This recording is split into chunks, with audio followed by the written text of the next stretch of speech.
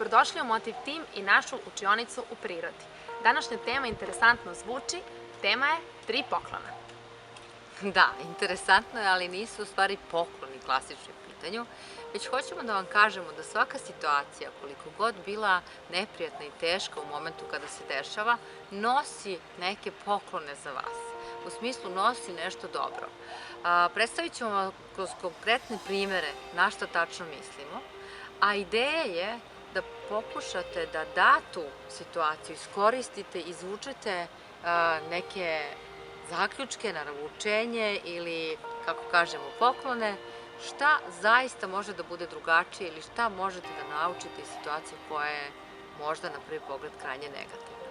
Imali smo jedan tehnički problem, nije nam radio internet i televizija kablovska i to je izazvalo buru nezadovoljstva u našoj porodici.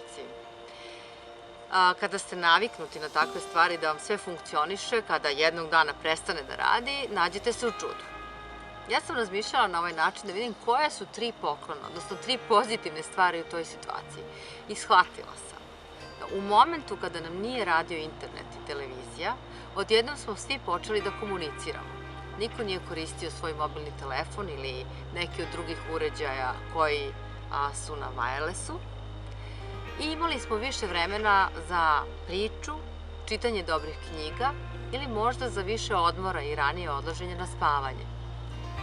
Treća stvar koja je zaista bila izuzetna jeste što sam počela mnogo više da cenim to što imamo i nismo ni svesni koliko današnja tehnologija i današnje mogućnosti puno pružaju.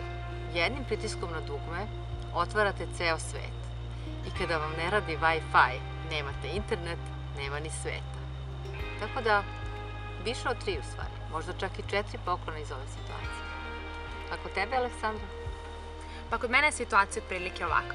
Kada sam napustila veliku kompaniju u kojoj sam radila 3 godine, meni se srušio ceo svet i tada mi je neko rekao treba da vidim 3 poklona, ne da ih ne bi videla, nego bi se još naljutila na to osobu. Sada kad pogledam malo sa distance neke, mogu da nabrojim i više od 3 zapravo.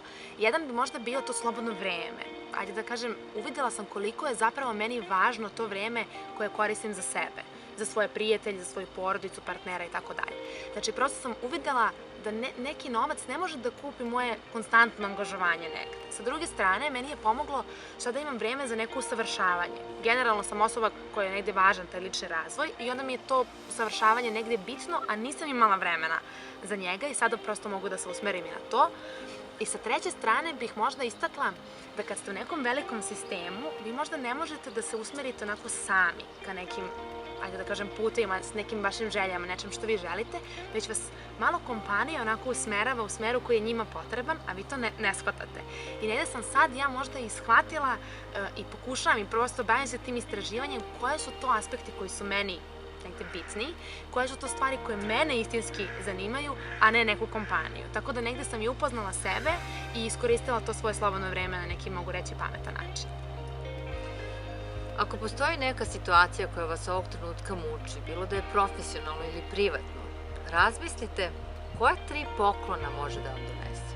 Biće malo izazovno, sigurna sam, ali može da bude baš korisno. Vežbajte, i ovo nije šala, ovo je zaista jedna vežba koja može da vam omogući nove perspektive sagledavanja date situacije. U svim okolnostima nešto možemo da naučimo i da znate, mnogo se više uči na greškama nego kada nam sve ide glatko. Nije da vam želimo greške, ali želimo da napredujete i da učite. Pronađite svoje poklone.